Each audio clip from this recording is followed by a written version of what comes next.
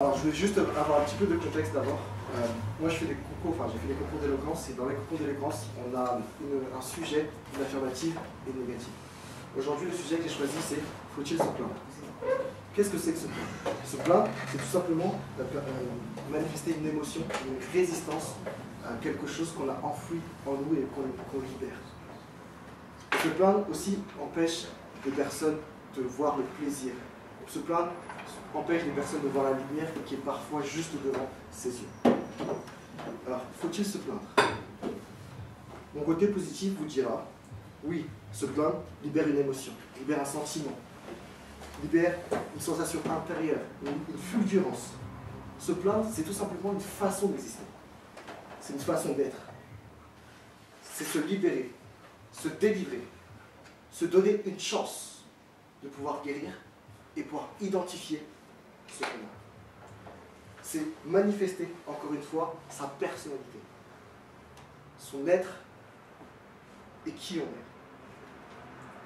Et mon côté négatif vous dira, en même temps, se plaindre, c'est marcher dans la rue avec un poids et de ne pas être capable de voir la lumière. C'est d'être aveugle parfois de son propre bonheur.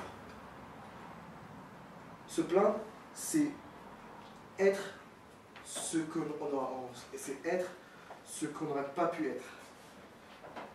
Combien de personnes ont perdu des proches parce qu'ils ne font que se plaindre?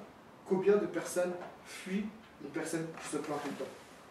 Combien, en se plaignant tout le temps, on se perd nous-mêmes?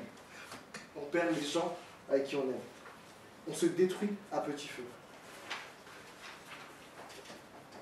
Alors pourquoi se plaindre? La principale raison de se plaindre, c'est sans doute nous-mêmes. C'est nous qui ne faisons pas les efforts pour ne plus nous plaindre. C'est nous qui sommes les propres causes de notre plainte.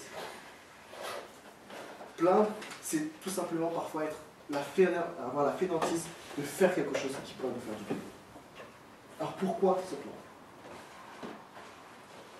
Mon côté négatif, vous le direz, mon côté positif vous dira, oui, mais se plaindre, c'est permettre, comme je l'ai dit avant, de se libérer. Prenons un exemple.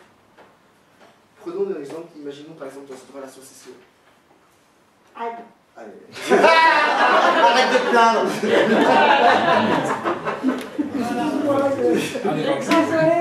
L'exemple vivant, voilà. C'est bien une femme. Oh là, attention ce que tu dis toi là.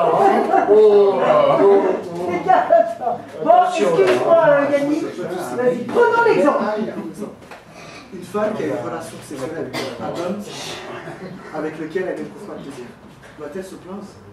Ou doit-elle tout simplement continuer à cibler, continuer à ne pas avoir de plaisir pour ne pas froisser l'ego de son mari?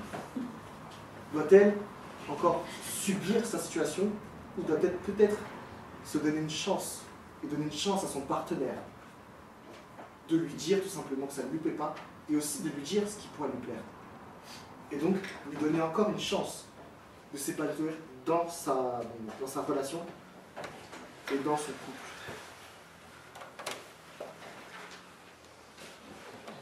Dans le monde professionnel, on dit feedback is a gift. C'est-à-dire, un feedback permet tout simplement de s'améliorer nous-mêmes, d'être plus performant, d'être plus organisé, d'être meilleur à son job. Donc, se plaindre, c'est tout simplement une façon d'être et une façon de s'améliorer. Donc, je ne vais pas vous répondre à la question, faut-il se plaindre? C'est à vous d'y répondre. Mais ce que je peux vous dire, c'est que la plainte est importante, mais elle ne doit pas forcément être constante.